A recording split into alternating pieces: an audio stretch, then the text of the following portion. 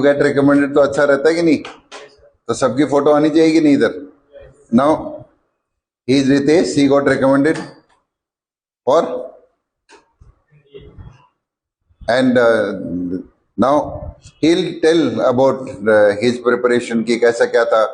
Basically what we are focusing is यहाँ कैसे कैसे यू गेट मोटिवेटेड. यहाँ का क्या था इनिशियली, व्हाट वाज ही, बोल पाता था या नहीं बोल पाता था, कुछ करता था, that he will tell you. मैं कुछ नहीं बोलूंगा. ओके चलो. तो बेसिकली आई विल स्टार्ट थोड़ा थोड़ा तेज बोलो. With my beginning of my journey.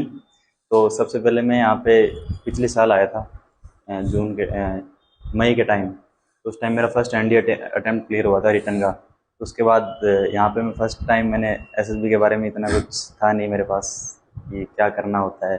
तो मैं जब यहाँ पे आया तो मतलब शुरू में जब पीपीडीटी की सब प्रैक्टिस कराते हैं, सर डेली कराते हैं, तो मैं बिल्कुल भी नहीं बोल पाता था. मतलब नथिंग, कुछ भी नहीं. शुरू के 2 दिन मेरे ऐसे ही गए. उसके बाद सर ने थोड़ा बहुत कि बोला अगर कुछ नहीं है यहाँ तेरा कोई एसएसबी थोड़ी चल रहा है. तो उसके बाद मैंने स्टार्ट किया हर कुछ बोलना. पहले मैंने हर कुछ बोलना स्टार्ट किया, मैटर नहीं करता कंटेंट कितना है. तो फिर उसके बाद धीरे धीरे जब कॉन्फिडेंस आया दोस्तों के साथ रह के मजाक करना, हंसी मजाक करना. तो यहाँ पे एनवायरनमेंट ही ऐसा है कि दोस्त ही ऐसे मिल जाते हैं कि तो बैठे हैं सर सामने. तो वो बोलते हैं भाई तू हर कुछ बोल, कोई फर्क नहीं पड़ता. द मैटर इज दैट आपको कॉन्फिडेंट रहने चाहिए जब आप एसएसबी में जाओ. तो उसके बाद मेरा पीपीडीटी यहाँ पे बहुत बहुत अच्छा हो गया. मतलब स्क्रीनिंग का कोई डर नहीं था मुझे. फिर उसके बाद साइक की बात आती है. सर का मेथड एकदम सही है. जैसे सर करते हैं कि आपको पिक्चर दिखाते हैं, उस पर बहुत सारी आइडियाज़ बताते हैं कि क्या इस पिक्चर पे कौन कौन सी स्टोरेज बन सकती है. बाकी कोचिंग्स में मैंने देखा है कि एक पिक्चर पे सिर्फ एक ही स्टोरी की आप इस पिक्चर पे सिर्फ ये वाली स्टोरी लिखोगे, तो उससे सर वहाँ पे जाके बंदा दिमाग बंद जाता है सर वहाँ पे.